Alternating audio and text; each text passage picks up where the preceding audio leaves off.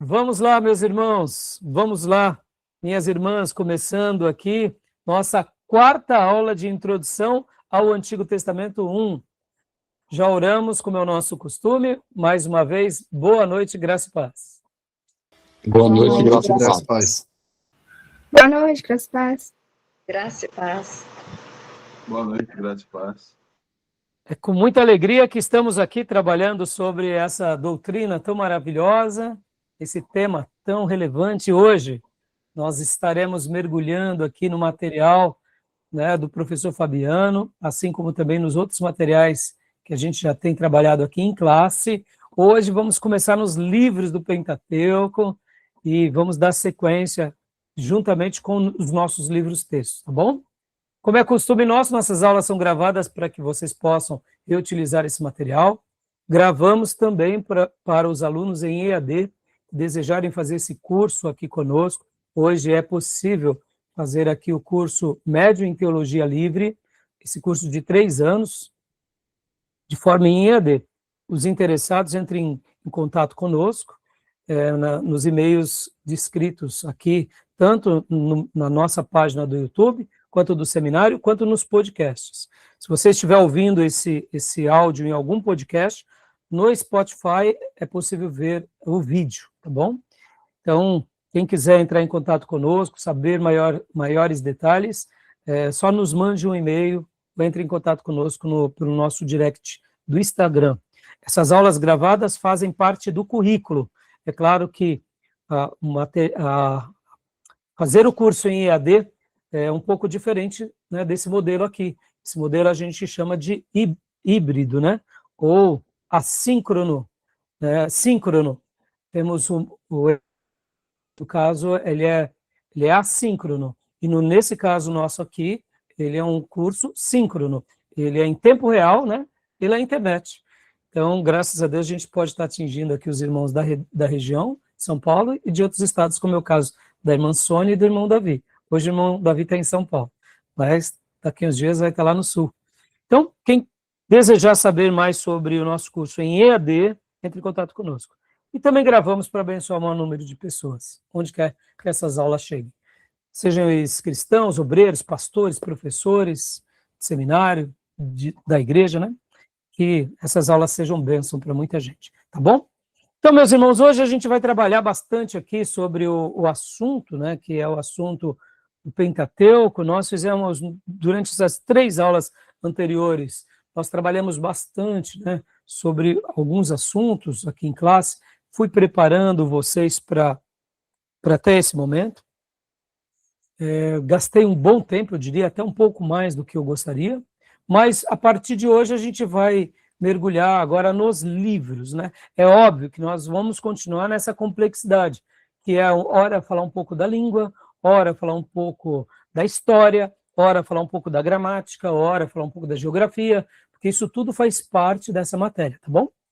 Então, como é costume também, meus irmãos, vamos ler um texto bíblico. Eu quero que vocês abram suas Bíblias em Gênesis. Gênesis, capítulo de número 1, versículo 1. Gênesis 1:1.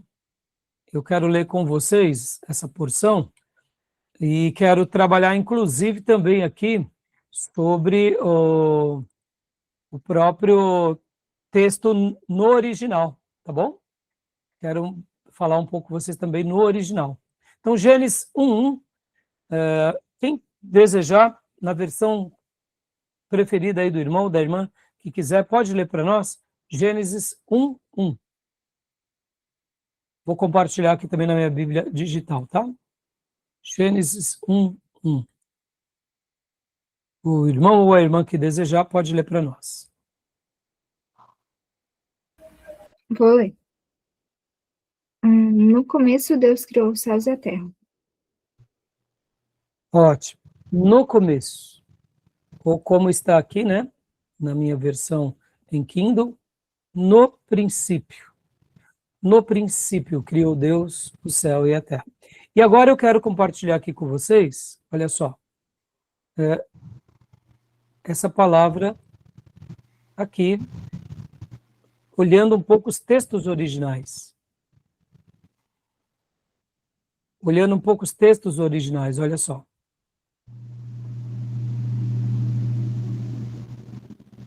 Deixa eu compartilhar. Olha só que interessante, irmãos.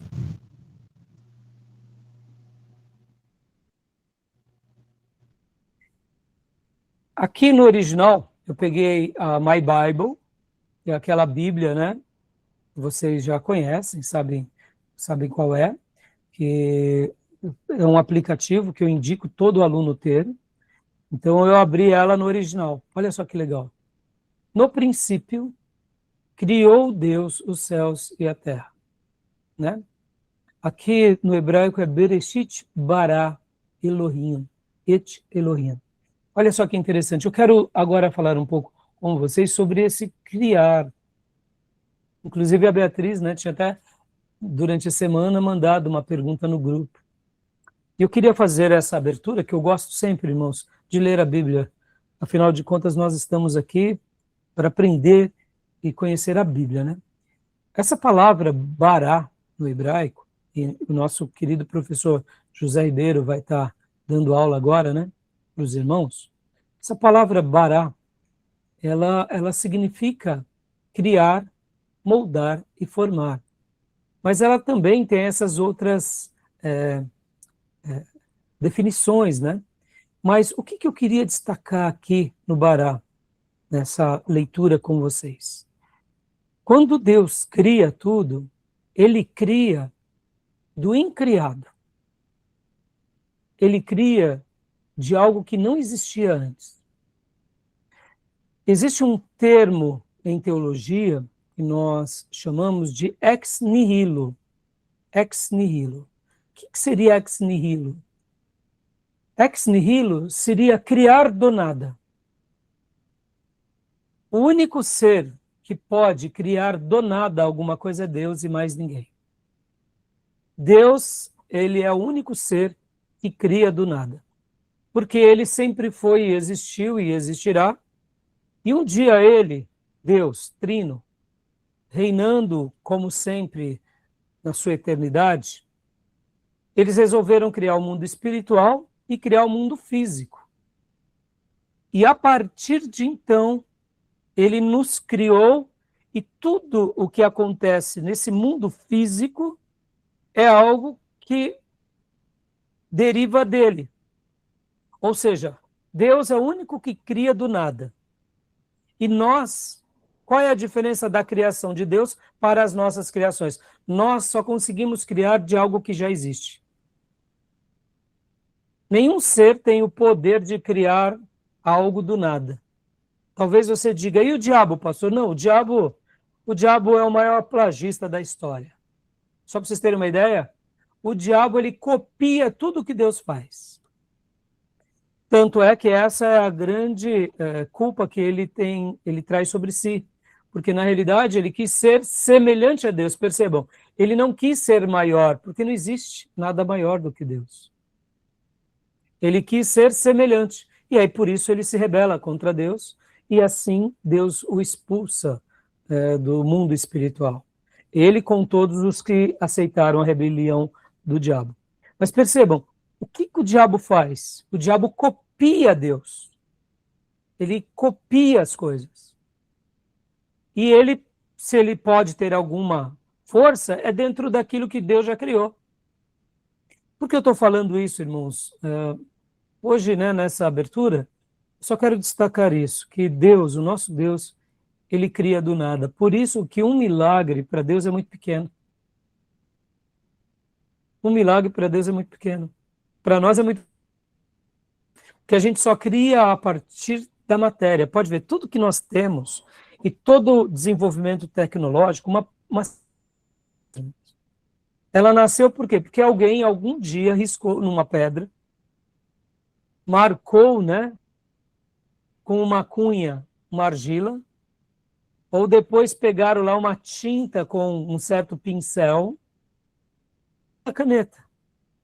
E as canetas, né, dos tablets, que são canetas digitais. Percebam, a gente só vai criando a partir de algo que alguém já fez, a gente só melhora, né? Aí onde entra a evolução humana, a tecnologia. Mas perceba, a gente só cria de algo que já existe. A gente melhora. Quando não, muitas vezes piora, né, meus irmãos? Sejamos honestos. O ser humano, ele melhora, mas quando não, muitas vezes piora, né? Porque o ser humano é assim. Então, eu gostaria de destacar isso com vocês aqui, né, nesse momento. Jamais percam de vista que o nosso Deus, ele é o Criador do céu e da terra, que ele criou do nada. E se um dia ele criou tudo do nada, porque ele não poderá nos atender? Porque ele não poderá fazer um milagre na nossa vida. O que fará com que Deus faça algo nas nossas vidas, aí já é outro assunto. Mas saibam de uma coisa, se o buscarmos de todo o coração, se crermos que ele continua reinando, se crermos no seu poder, nas suas promessas, além de crer nele, aguardem pelos grandes feitos dele. Porque um dia você nem existia, nem eu, nem esse planeta, nem esse universo, nem as galáxias, e nem o mundo espiritual existia. O mundo espiritual que nós não vemos, ele existiu a partir de uma criação também do nada. Agora, lá diante de Deus, tem anjos, arcanjos, querubins, serafins, seres viventes, anciãos. Tem um mundo espirituoso glorificando a Deus, dizendo que ele é 3 vezes santo. Né? Podem ver que Isaías retratou isso muito bem. Santo, santo, santo é o Senhor dos exércitos. Toda a terra está cheia da sua glória. E percebam que são 3 vezes, né? É como se Isaías já ali pelo Espírito Santo já registrasse sem entender muito bem que Deus é trino. Não é verdade? Né? Santo é o Pai, santo é o Filho. Né? Pode ver que o 3 na Bíblia tem tudo a ver com a perfeição, assim como o 7, mas o 3 tem a ver com a trindade, né? Esse lado trino do nosso Deus. Mas voltando, no mundo espiritual ele criou tudo, e no mundo físico também. Por isso não há nada grande demais que Deus não possa fazer. Demais que Deus também não possa realizar. Porque ele é o Criador, ele é aquele que cria do nada, Bará. Tá bom? Nós criamos a partir de alguma coisa. Por exemplo, eu estou aqui dando uma aula para vocês, porque um dia eu fui treinado, e nessa interação a gente vai se aperfeiçoando. Tá bom? Então, vamos trabalhar? Tudo bem? Entenderam? Ficou claro? Alguma pergunta? Alguma dúvida? Não? Então tá jóia. Então vamos lá, meus irmãos. Então vamos lá. E hoje nós estaremos trabalhando, como eu mencionei para vocês, né? Sobre aqui o material. Só que antes de qualquer coisa, deixa eu compartilhar aqui também com vocês algo que semana passada eu acabei citando, e na hora que eu fui abrir, eu não consegui abrir. Então eu quero apenas mostrar aqui para vocês, rapidamente, o material do professor André Daniel Henke, que na semana passada, enquanto eu falava com vocês, eu tentei abrir e, por acaso, e para não tomar muito tempo, eu acabei pulando. Então, deixa eu só... Rapidamente, olha só. Onde está? Aqui. Isso, esse material aqui, ó.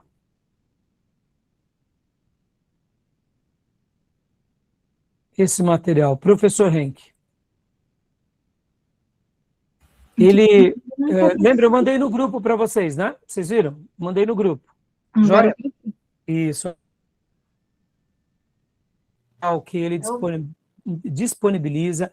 É muito legal. Aquele vídeo que ele também dá, é um vídeo muito interessante, pode ver, ó, ele permite, né, que demos a fonte. Eu gostei bastante, irmãos, porque é um material que panorâmica do que estamos estudando, ele dá algumas pausas também. Eu gostei bastante quando ele, inclusive, só para vocês terem uma ideia, olha só, ele pega e no vídeo dele, ele faz o seguinte, no vídeo dele, deixa eu compartilhar aqui com vocês, ele vai fazendo com que o material, ele vai dando algumas sugestões, né? Então, eu quero, ó, deixa eu só mostrar aqui para vocês, ó. Esse daqui seria o PDF, né? E aqui é o material dele em vídeo, ó. Deixa eu mostrar, tá aqui. E aqui é o material em vídeo, tá bom? Ó, é esse material aqui. Tá vendo? Todos vocês viram? Então, assistam o vídeo, ele é o professor, né?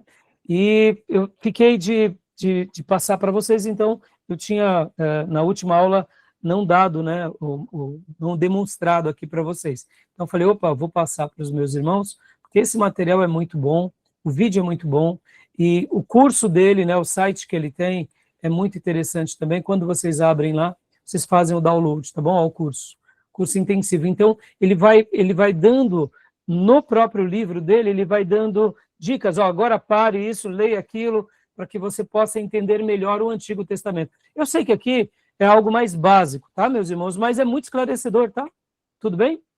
E eu falo isso para os irmãos, porque o que acontece, meus irmãos, só para esclarecer um último detalhe. Muitas vezes, não é porque o material ele é mais simples que ele não é útil, tá? Pelo contrário, muitas vezes é um material simples, mas ele acaba sendo muito útil. E é o caso desse material aqui, tá bom? Porque ele tem aquela objetividade, tudo bem? E deixa eu fazer mais uma menção também. Vocês viram que eu mandei mais um material no grupo sobre a hipótese documentária. Lembra? Aquelas hipóteses, né? Que acabam sendo as teorias das fontes para o Pentateuco, né? A teoria javista, elohista, depois a teoria sacerdotal. Então, ali eu mandei um artigo também, leiam aquele artigo, porque ele vai esclarecer bastante, viu? A hipótese documentária, ela é uma crítica que tenta desconstruir o que nós estaremos agora mergulhando. Então, deixa eu só fazer mais uma colocação aqui sobre a hipótese documentária, que inclusive eu anotei aqui. A hipótese documentária, meus irmãos, é um tipo de arrogância humanista, tá bom? Na teologia. Porque é mais ou menos aquilo que acontece na Igreja Católica Apostólica Romana. Os católicos, eles não seguem a Bíblia, depois eles não seguem a tradição, e depois eles não seguem a magistratura? Aí, pastor, qual é a comparação que o senhor quer fazer? Aí eu vou explicar. A tradição para o católico é algo sagrado, que eles afirmam seus dogmas. Por isso que eles acabam trazendo as escrituras e a tradição em pé de igualdade, mas na prática, a tradição e a magistratura estão sobre a palavra. Por exemplo, é bem simples isso. A Bíblia condena qualquer tipo de adoração. E o católico, mesmo que eles digam que não, vocês sabem disso. Hoje em dia, principalmente aqui no Brasil, os padres, os bispos, arcebispos estão falando que eles não praticam a adoração a ídolos, é a veneração. Mas na prática, vocês sabem que não é assim. É ou não é? Vai falar de Maria, não preste culto a Maria ou não ore a Maria. Bom, parte do princípio que aí você nem é um católico, né? Podem ver por que nós somos excomungados diante da Igreja Católica? Porque nós não acreditamos nessa tradição. Nós não reverenciamos Maria como eles, ou adoramos Maria, ou não oramos para Maria. E graças a Deus por isso. Então, em função disso, não diga que a oração de Maria é só uma oração baseada em reverência. É uma oração baseada em adoração. Porque essa é a maneira em que eles se dirigem a Maria. Podem ver que até mesmo a doutrina da Imaculada Conceição, podem ver que eles criaram uma ideia de que Maria nasce de uma forma pura, porque somente uma mulher pura poderia ter um outro puro. As Escrituras falam isso? Não. As Escrituras falam que Maria, como qualquer um de nós, também éramos falhos e pecadores. A única coisa que Maria não foi, ela não passou pela experiência conjugal do casamento. Para ter Jesus. Agora, ela era uma pessoa consagrada? Sim, mas dizer que ela era imaculada, no sentido de que ela não tinha o pecado original, porque qual é a base da doutrina da Imaculada Conceição? Que assim como Adão nasceu de uma forma pura, e Jesus teve que ser o segundo Adão só poderia vir também de uma outra natureza pura, E aí eles colocam Maria, não sei se vocês já sabiam disso, Maria como se fosse um nascimento também puro. Ou seja, aquilo que Isaías 51 diz que os nossos pais nos concederam em pecado, nossa mãe, nós nascemos em pecado, Maria não nasce em pecado. Os pais de Maria tiveram Maria, mas ela nasceu perfeita. E agora ela perfeita pode receber o perfeito. Aí eu digo, onde está na Bíblia isso? Percebam? Por isso que eu falo que a tradição católica está sobre a Bíblia e a magistratura, que são os líderes, ratificando esse pensamento. E por que eu falei agora sobre isso?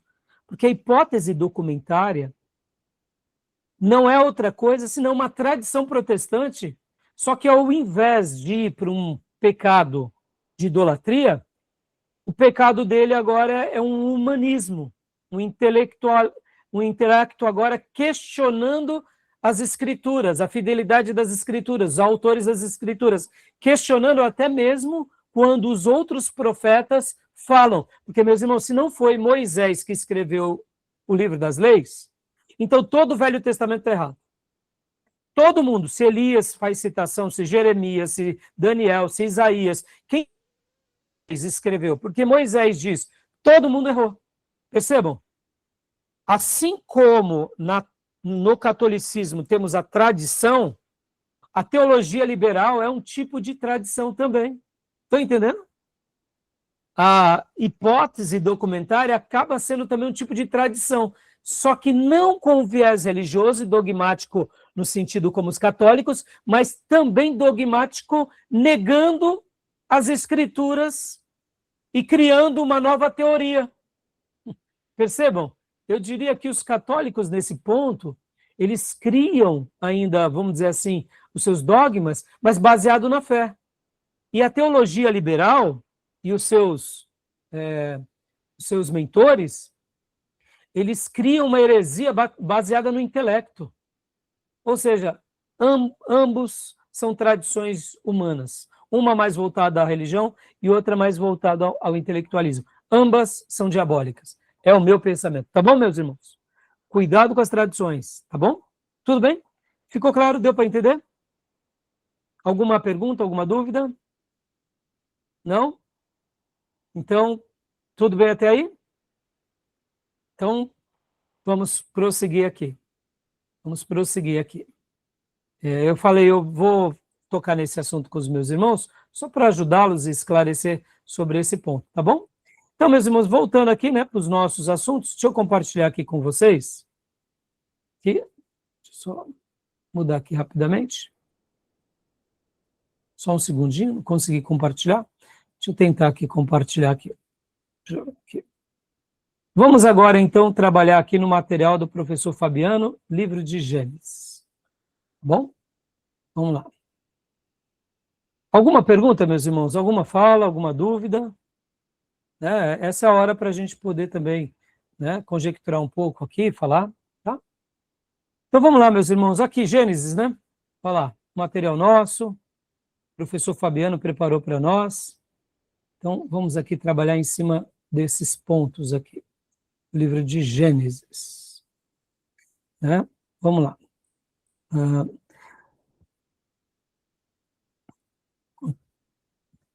Pode ler para nós, irmã Sônia? Por gentileza. A internet hoje não está muito boa, não, hein? Não? Então, só lê. Conseguiu ver esse primeiro slide ou não? Introdução ao Antigo Testamento. Gênesis, princípio, início. Esse aí é o... Aqui é uma palavra, isso, é o Bereshit, né? Que é em hebraico. Ou seja, o próprio livro recebe, né, a primeira palavra, né, do livro, tá bom? Joia. Então, já que a internet da irmã hoje não está tão boa, eu vou pedir para o outro irmão ler, tá bom? Então, irmão Diego, por gentileza.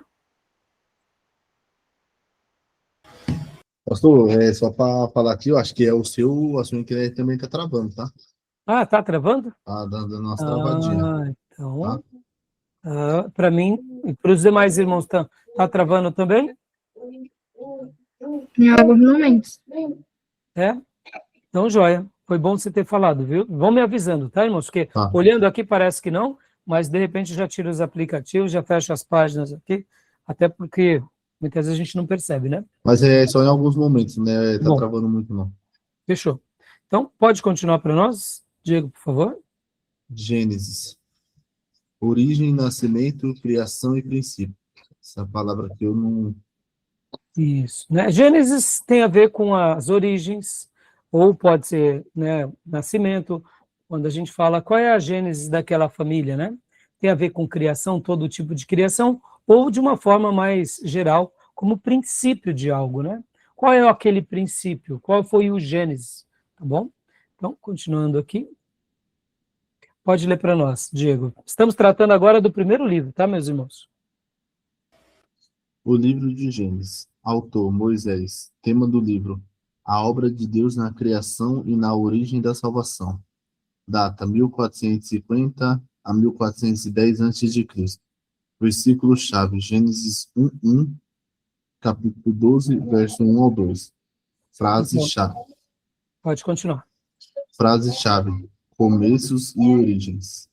Então, aqui é uma boa síntese do livro de Gênesis, tá, meus irmãos? Aqui é uma boa síntese, só para a gente poder se pontuar um pouco, né? Aqui, nesse caso, fica bem claro para nós sobre essa questão, o que trata essa obra, né? O que trata esse livro? Ele literalmente trata, como diz aqui, né, o tema principal do livro. Olha só que legal, irmãos, nessa matéria, todo livro bíblico, ele tem um tema principal. Não tem como a gente não ver um livro sem enxergar o tema principal deles. Então é muito interessante quando a gente consegue visualizar isso. Qual é o tema principal daquele livro? O que diz aquele material? Então isso é muito legal para nós, né? Muitas vezes a gente esquece desse detalhe, não é verdade? A gente, muitas vezes, acaba esquecendo. A gente acha que a Bíblia, ela, de fato, não tem essa separação. E ela tem, né?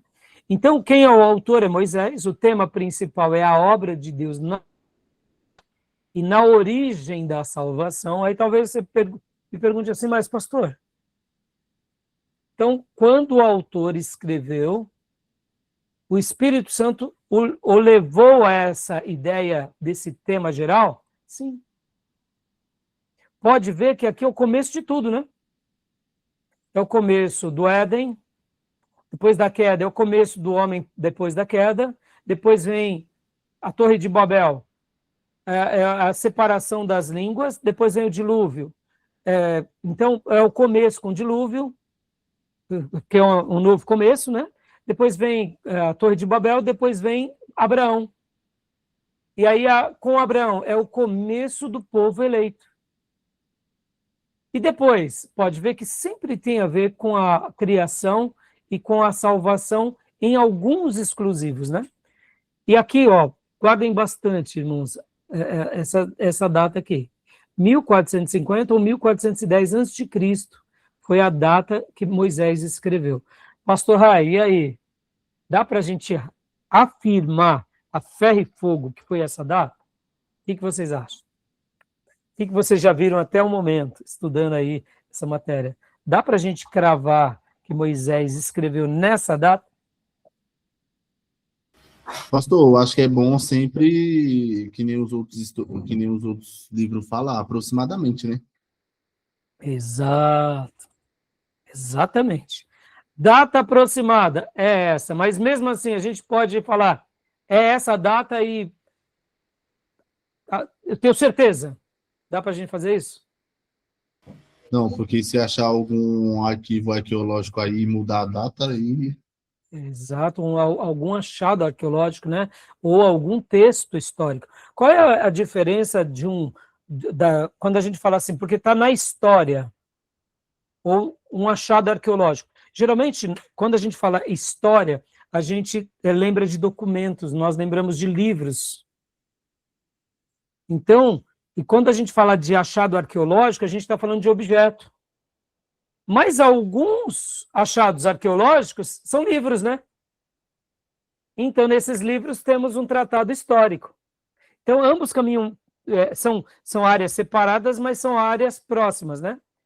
Então, quando a gente fala da história, é isso aí, Diego. Se a gente achar alguma coisa, algum documento que fale outra data, por exemplo, ou algum outro achado arqueológico, aí a gente altera essa data. Só para vocês terem uma ideia, irmãos, o pastor Saião, Luiz Saião, que nós também, né, consideramos muito, ele, juntamente com os teólogos da igreja dele, no seminário deles, eles põem outra data aqui, viu? É outra data, não é essa data, tá? Então, nenhum problema, tá? E talvez vocês digam assim, mas que data, pastor? Salvo engano, é 1200 e pouco, tá? É a data que eles acreditam que Moisés escreveu o livro de o Pentateuco. Pastor Rai, mas 200 anos não é muita coisa? 200 anos para mim e para você são muita coisa. Mas na história é o dia de ontem, tá bom? Na história é o dia de ontem.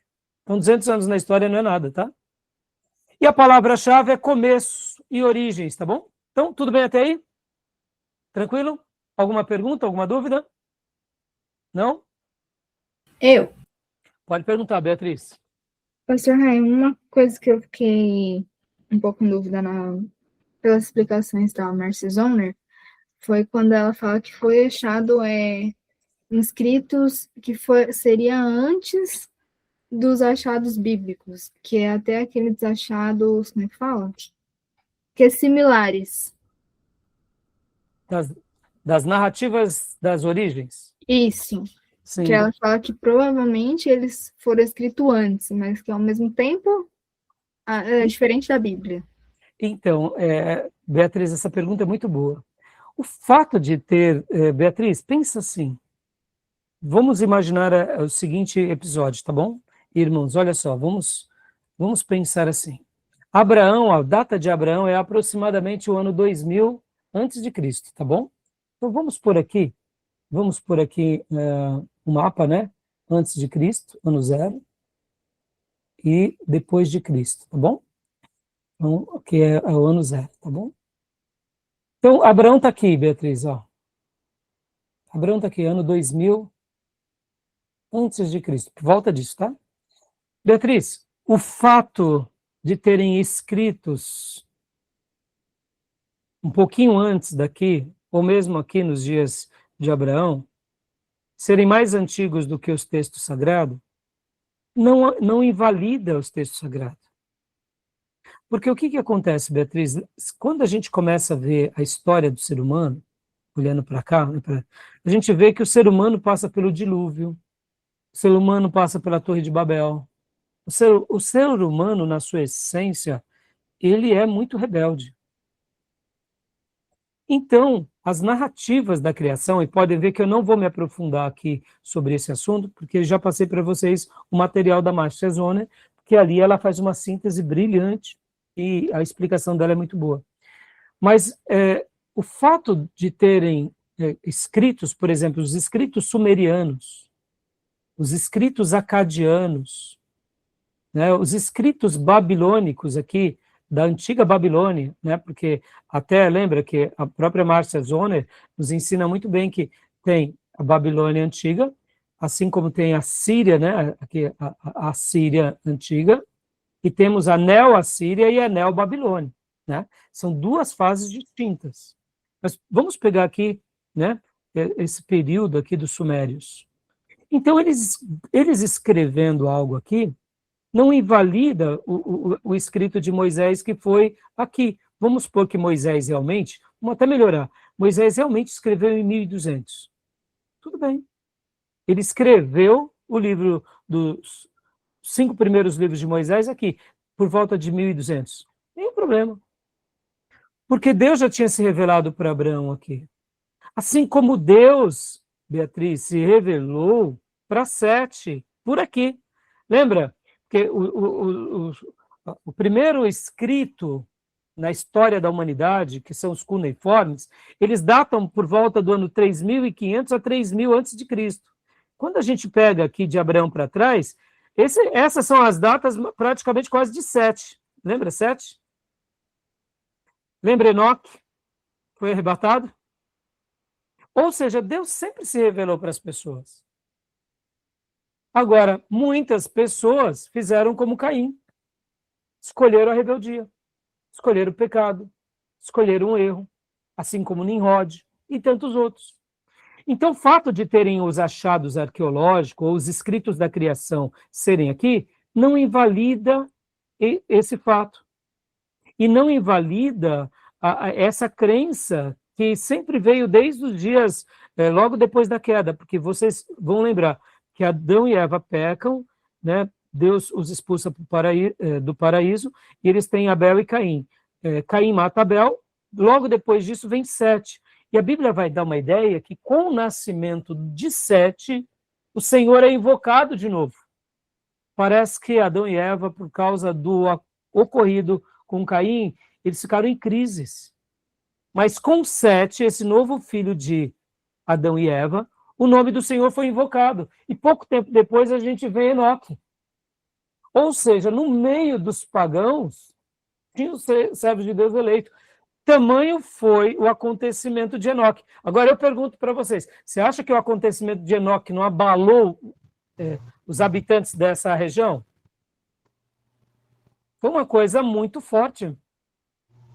E vamos lá, minhas irmãs e irmãos, quando chega ali nos dias de Noé, irmãos, é que a gente, né, não tem dados arqueológicos, mas o povo é aquilo, o coração é igual hoje, olha aí, tanta coisa acontecendo. As pessoas têm conhecimento de Deus, têm conhecimento da graça, têm conhecimento de Jesus e está no pecado. É uma fé intelectualizada apenas, entendeu? Não é uma conversão, é um convencimento e não é uma conversão de fato. Essa mesma história que nós vivemos hoje se viveu nos dias de Jesus, que se viveu nos dias dos profetas e que se viveu nos dias até de, aqui ó, Noé. Irmãos, vocês lembram quantos foram os anos em que Noé ficou edificando a arca? Lembram quantos foram os anos que ele ficou construindo a arca? Lembra? 120 anos. Exatamente, filha. 120 anos. Aí eu pergunto para vocês, 120 anos batendo martelada, falando, e o povo deu ouvido? Entenderam? 120 anos, ele e a família dele. Agora, o que a Bíblia fala dos dias de Noé? Em primeiro lugar, que Noé era um agricultor. Ele não era um marceneiro e nem um carpinteiro.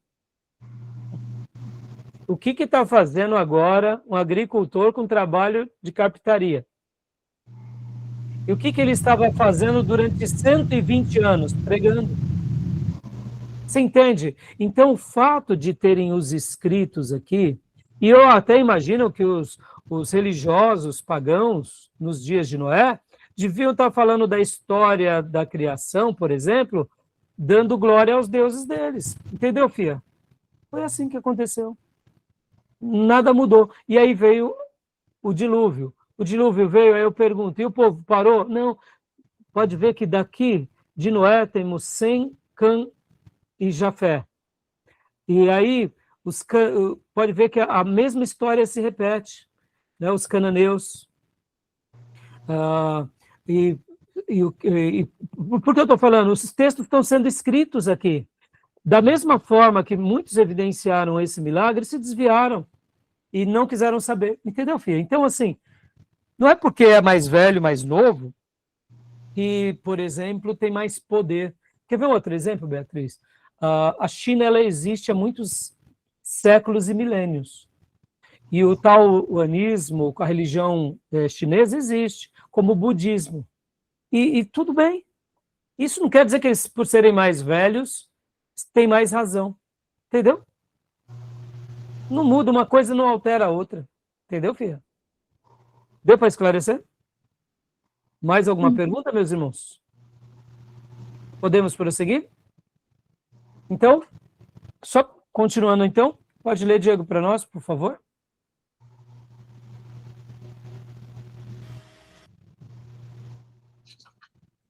Principais eventos: a criação, capítulos 1 e 2, a queda, capítulo 3, a primeira civilização, capítulo 4, o dilúvio, capítulo 5 ao 9, a dispensação das nações, capítulo 10 e 11, Abraão, capítulo 12 ao 25, Jacó, capítulo 25 ao 35, José, capítulo 37 ao 50. Joia. Então, a divisão do livro é essa. Mas existem outras divisões, tá, meus irmãos? Por exemplo, irmãos, eu tenho aqui uma obra que eu amo muito essa obra, que quando eu dou o curso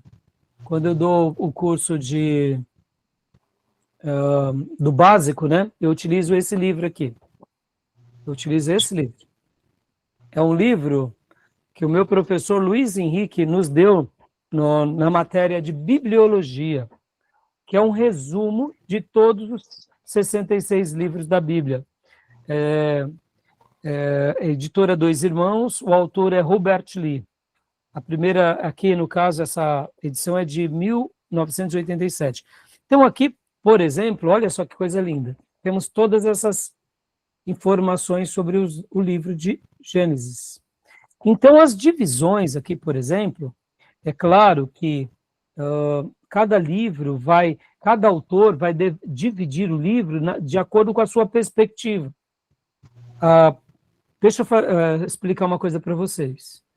Assim como nós conseguimos, por meio do estudo, extrair o tema geral de um livro, é normal que as opiniões variam de acordo com o teólogo, tá bom? Então, por exemplo, o que é mais importante? Eu enxergar as divisões do livro ou eu conhecer as palavras do livro? O ensino do livro. É o ensino do livro. Porque a minha divisão pode até estar um pouco errada, mas a palavra de Deus não estará errada jamais. Se Deus deixou um texto que, na nossa Bíblia, vai do capítulo 1 ao 50, e esse é o texto sagrado, o importante é o texto. As divisões, elas servem para nós apenas para que a gente possa ter ali uma ideia, né, sobre os acontecimentos, tá bom? Então, pode ver que o livro de Gênesis, quando a gente olha para ele é um livro bem interessante, ele tem pelo menos duas divisões, né? Principalmente, vamos dizer assim, né? Ela abrange um período, o livro de Gênesis, vamos mais uma vez aqui fazer uma cronologia, né? Então, vamos pegar aqui, ano 0 para trás. Então, se a gente for pegar Abraão, que Abraão está aqui no ano 2000, o livro de Gênesis, ele começa aqui, na criação, e logo depois vem a queda. Então, a gente deduz que ele tenha, né, aproximadamente, olhando antes de Abraão, mais de 2000 anos. Quando a gente vai fazer as contas, né? Até chegar em Abraão. E quando chega em Abraão, o livro de Gênesis também conta a história de Abraão, que vive até os 175 anos, depois tem Isaac, e depois tem Jacó, e ali vai José para o Egito. Ou seja, olha que interessante. Então, o livro de Gênesis, ele tem, cronologicamente, esses 2000 anos, ou mais de 2000 anos, mais esses por volta de 300 anos, que é aqui a história dos patriarcas, né? Então, assim, olha só que interessante. Por isso que é um resumão brilhante, sendo que o foco principal do livro está aqui, no povo eleito e na salvação desse povo eleito. E aqui pode ver que são cortes, né? Importantes sobre os acontecimentos. Mas percebam, o livro de Gênesis, se nós fôssemos falar, ele narra uma história de quase 2.300 anos. Interessante, não? E quando a gente está lendo, a gente não se atém a esses detalhes, né? Então, voltando às divisões aqui. Então, aqui, nas divisões que os nossos livros textos vão trabalhar, eles trabalham em pelo menos essas 8 divisões, tá vendo? Eu poderia até colocar aqui uma 9ª divisão, porque aqui, ó, pode ver, ó, a criação, a queda, a primeira civilização, o dilúvio, a dispersão das nações, Abraão, Jacó, tá faltando Isaac, né? Pastor, mas por que Isaac não é quase mencionado? Então eu acrescentaria aqui no 8º Isaac e o 9º, aí José. E quem sabe o 10º, José no Egito. Entendeu? Percebam, eu poderia até colocar esse acréscimo, porque está dentro das divisões do livro, né? Você concorda que quando a gente consegue enxergar uma divisão assim, fica mais fácil para a gente compreender o livro? Né? Tudo bem até aí? Então, aqui nesse livro também, para vocês terem uma ideia, no livro do Robert Lee, ele divide um pouco diferente. Ele coloca o princípio do universo material, do capítulo 1, do versículo 1 ao versículo 25. Aí depois, a divisão dele é outra, a divisão do Robert Lee. Segundo, o princípio da raça humana, do capítulo 1, 26 ao capítulo 2. Perceba que aqui, nos nossos livros textos, a gente está trabalhando como a criação, né? Então, cada autor vai fazer a divisão segundo aquilo que ele enxerga. 3, o princípio do pecado humano, aqui seria a queda. E aí ele vai fazendo as divisões dele. Ou seja, irmãos, não tem problema, tá? Por isso que é legal quando vocês estão estudando mais a Bíblia, se familiarizando com ela, vocês vão chegar uma hora que também vocês vão fazer uma divisão do texto. E isso é muito legal. Desde que a gente não pratique nenhuma heresia, tá, irmãos? Desde que a gente não pratique nenhuma heresia, tá? Alguma dúvida até aí? Não? Alguma pergunta? Não? Então vamos lá. Então vamos continuar aqui. Vamos lá. Vamos para o próximo. Que já foi, né? Opa, aqui. Leia para nós, Diego, por gentileza. Cenário histórico. É provável que o livro de Gênesis tenha sido escrito por Moisés no período subsequente, a sua comissão divina junto à sarça ardente que fez dele um profeta de Deus, e dizem. Ellison, né? Aqui só um detalhe. Eu gosto dessa frase. É provável. É provável, sim. É muito, e eu diria, eu até acrescentaria, é muito provável, tá bom? Que foi Moisés. Na minha opinião, eu ratifico também. E é esse livro, o Ellison, tá bom? É ele que dá essa dica, tá bom? Então, pode ler o segundo, Diego, por gentileza? A história de Gênesis começa com a criação do universo e do ser humano e termina com a morte de José, o último patriarca de Israel. Então, aqui o professor Fabiano colocou José como patriarca e, inclusive, irmãos, me entendam, tá? Patriarcas temos só 3, tudo bem? Eu gosto de chamar José de Egito de patriarca dos gentios, né? Mas, sim, os patriarcas são 3. Abraão, Isaac e Jacó. Todos os demais, depois deles, eles estão debaixo desse patriarcado. José é um desses. É claro que, no caso, né, aqui José, ele acaba sendo uma pessoa muito importante na história, porque a primogenitura humana vai acabar caindo sobre o legado de José e depois sobre o legado de Efraim.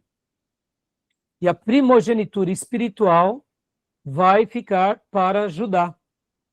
Pode ver que o Salvador nasce do descendente de Judá.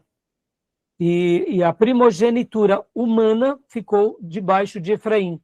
Por essa razão, inclusive, no Velho Testamento, muitas vezes Israel também é chamado de Efraim. Já viram isso? Não. Em algumas vezes, a Bíblia vai chamar Israel de Efraim. Por quê? Efraim, na realidade, acabou recebendo essa incumbência de ser não só o descendente de José, mas aquele que traria sobre ele um legado de autoridade. Só que olha como as histórias são, irmãos. Efraim teve, né, principalmente essa proeminência ali com Josué e com as conquistas. Agora, olha que curioso. Pouco tempo depois, Efraim se desvia. E mais para frente, Efraim e Manassés, inclusive, vão fazer parte da tribo do norte, que se desviam mais ainda. Ou seja, os descendentes de Efraim e de Manassés, que eram descendentes de José, que tinham como sobre si a linhagem e a primogenitura física, se desviaram ao longo da história. E uma coisa que nos choca é no livro de Apocalipse, a tribo de Efraim já não está mais mencionada lá dentre as tribos de Israel, porque eles se desviaram ao longo das décadas e séculos.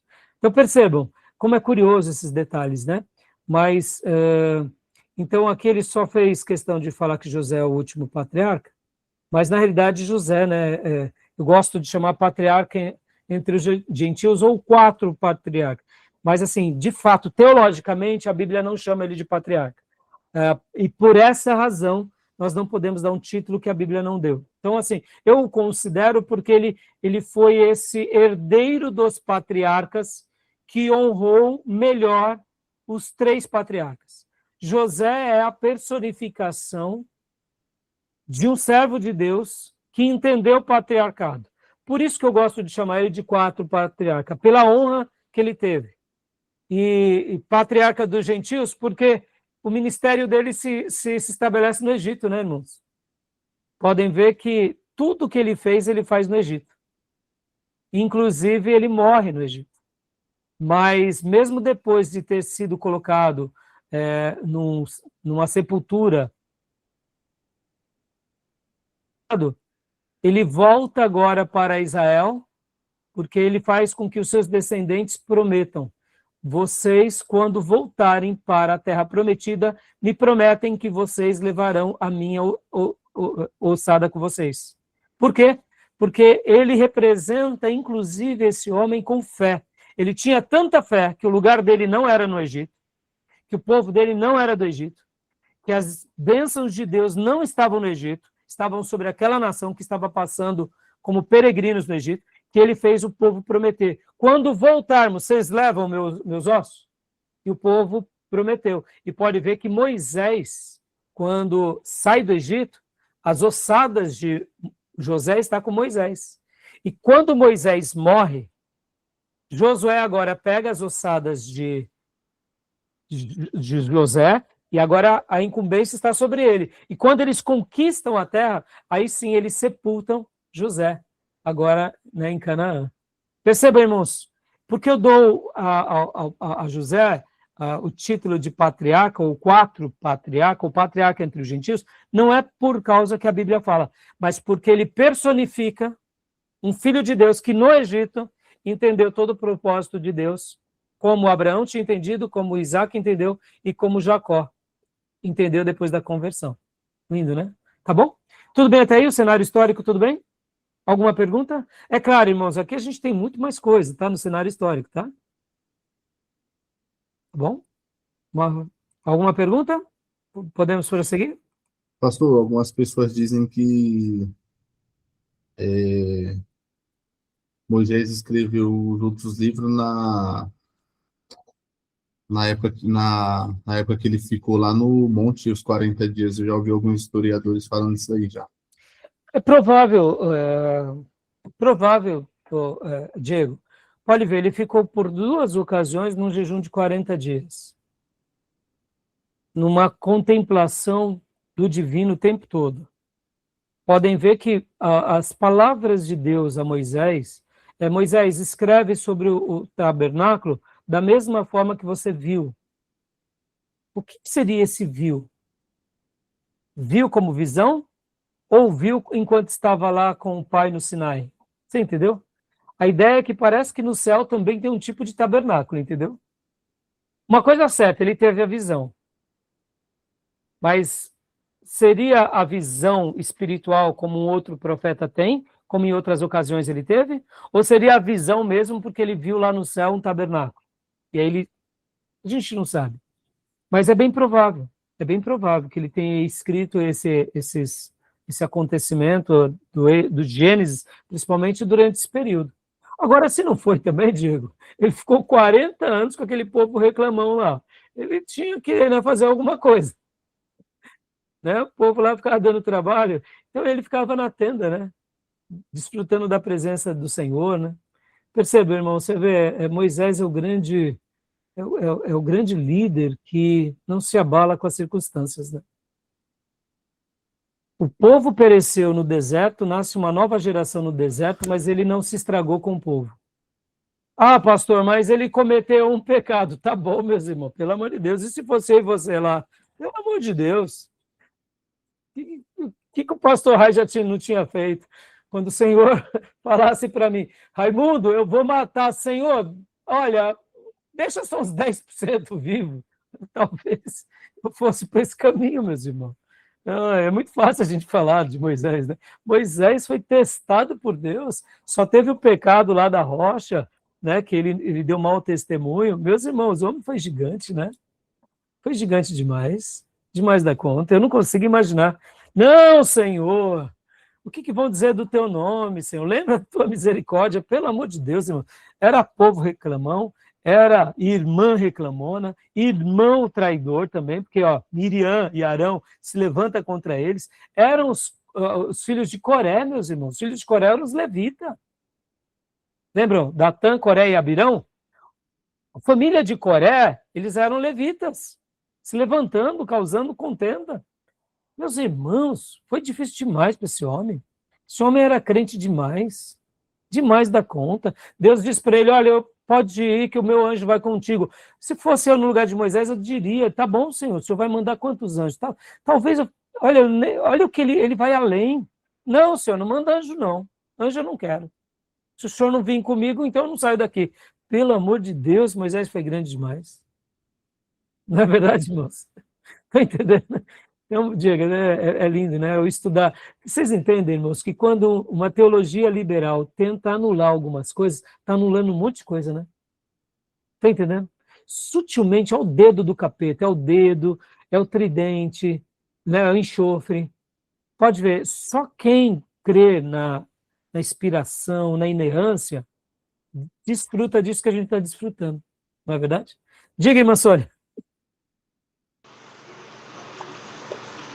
Pastor, eu gostaria que o senhor falasse um pouco mais sobre os anos, né, de vida de Moisés, que foi dividido ali em três partes, que foi de 40 em 40 anos, né? 40, exato, mais 40 e mais 40, que foi, né, os primeiros 40 foi no Egito, né? Isso.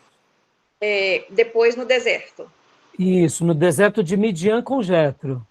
Isso, né? E, assim, eu queria, assim, entender um pouco mais, porque da forma que o meu pastor aqui, né, fala, esse segundo período de 40 anos, eu entendo que ele foi, assim, ele aprendeu a seguir os desígnios de Deus, né, tá vivendo, mas aí o meu pastor disse que os primeiros 40 ele aprendeu tudo, e o segundo 40 ele não foi nada, não foi ninguém.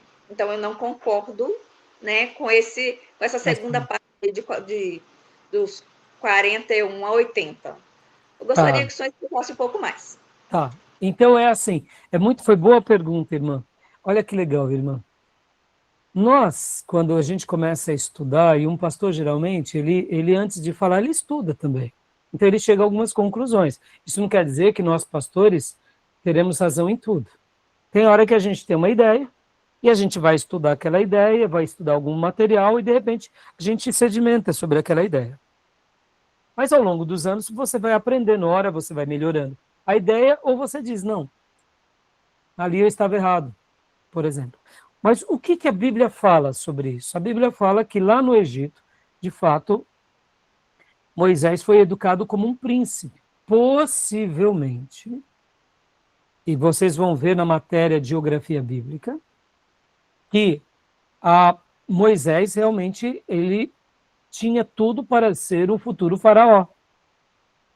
E, inclusive, segundo alguns achados arqueológicos, aquilo que é chamada de uma faraó, né, uma faraó mulher, não existe faraó, tá, irmãos? Isso daí é Dilmagem, tá? Assim como não existe presidenta, tá? Isso é Dilmagem. Presidente, assim como também não tem soldada, tá? Isso tudo é Dilmada. Você pode ver que a expressão Dilmada já virou até, né, quando você quer falar errado. Mas a faraó mulher, possivelmente, que inclusive depois nas aulas de geografia a gente faz algumas especulações, que era muito poderosa, era possivelmente a mãe de Moisés. São possibilidades. Mas voltando, Moisés, ele tinha tudo para ser de fato grande faraó. Por outro lado, como ele não tinha o sangue né, de linhagem, e a gente entende que o plano de Deus com ele era outro. Então, o que importa para nós é o que o texto bíblico fala, que ele aprendeu e ele foi educado em toda a cultura do Egito, durante os 40 primeiros anos. Mas como ele teve o deslize dele, se tornou um assassino, e ele foge, senão ele seria morto, esses outros 40 anos a Bíblia não fala muito.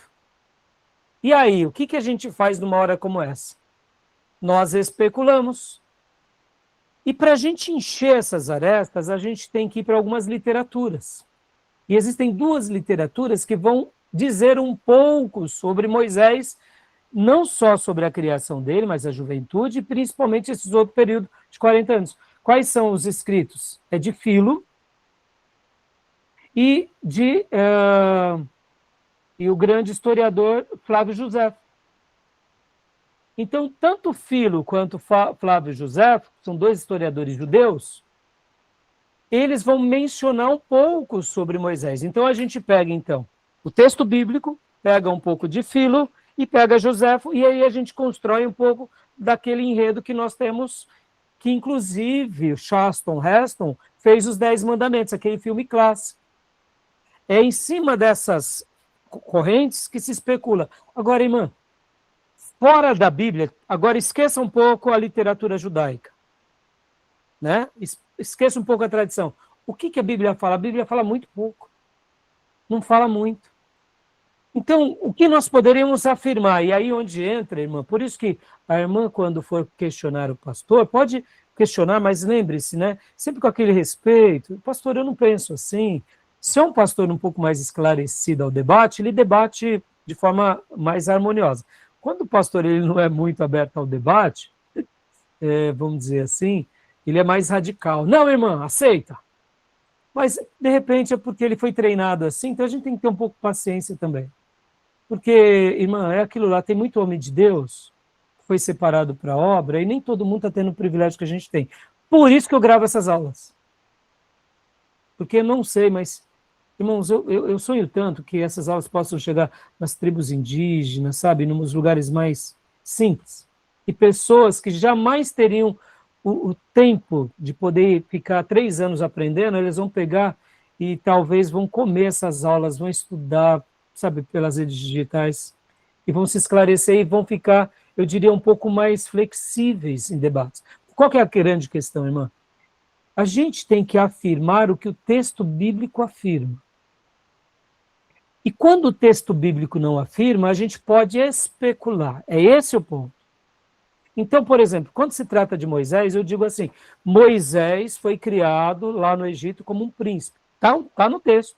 Ele aprende toda a ciência do Egito, ou seja, ele era um homem sábio, e ele sabia ler e escrever como poucos. E ele sabia fazer contas, ele sabia fazer gestão. Ele foi um homem da aristocracia da época. E o que ele fez agora lá no deserto de Midian? O que esse homem sábio fez no deserto de Midian? A gente só chega a uma dedução, porque ele quis libertar um judeu e o judeu falou para ele, olha, você vai me matar como você matou o egípcio? Dá a entender que ali a ficha dele caiu, que toda a autoridade que ele tinha como egípcio, como uma pessoa culta, ele viu que ele não poderia ser útil para nada. E agora ele foge e ele vai depender de Deus. E aí, pode ver que o texto bíblico não fala nada sobre esse período, só fala que ele estava lá, que lá ele casa-se, que ele ajuda, né, a esposa diante de alguns homens, e fala algumas coisinhas ali, aliás, essa história nem lembro agora se eu confundi com o filme. Mas, agora eu estou fazendo confusão. Mas ela tem o episódio do encontro, né, com a futura esposa, e depois, no filme que fala, né, que ele luta, é isso, fiz confusão. Aí o que acontece? Ele vai ficar com Jétro, e lá com Jétro a Bíblia não menciona nada. Então qual é a dedução? Porque a gente pode deduzir que assim como ele aprendeu tudo do Egito, agora ele foi aprender tudo sobre o que era depender de Deus. Então, em tese, a gente pode dizer o seguinte, ele sim sabia de tudo no Egito, sim, mas nada do Egito serviu para ele. agora ele foi depender de Deus. E lá ele aprende a depender tanto de Deus que quando Deus diz vai, ele fala assim, eu não posso. Porque foi essa a palavra dele. E aí Deus diz, não, agora você vai. Não, mas não sei nem falar. Não, você vai. E aí ele vai. E aí ele liberta o povo. Então percebam que a gente entende como 3 fases. A primeira do aprendizado intelectual, que não foi inútil, mas a segunda do aprendizado espiritual. Ah, pastor, então quer dizer que ele jogou tudo fora, ele ficou ignorante, ele parou de aprender a lei. Não, irmãs, o que nós temos nós não esquecemos. Só que agora a gente não usa mais, porque aqui nesses primeiros 40 anos era a força do braço dele. Agora, nesses próximos 40 anos, ele aprendeu que era depender de Deus no deserto. De príncipe a um pastor. Irmã, pensa bem, foi fácil isso? De um príncipe criado no palácio, debaixo de uma corte, de um império, a um simples pastor campesino, semi-beduíno, dependendo de Deus no relento da noite e no calor do dia. Foi assim. E é isso que a gente fala. Então, o que eu aprendi com o pastor Ernesto Nini, irmão, para a gente fechar. O pastor Ernesto Nini diz o seguinte, o que a Bíblia fala, afirme. E o que ela não fala, diga assim, eu penso assim, eu acho assim. Mas não coloque um ponto final sobre o que nós pensamos. Porque muitos pastores, eles falam assim, não, eu creio assim e ponto final. Não, não ponha ponto final. Aonde Deus não pôs um ponto final, não ponha. Porque pode ser que a gente esteja errado.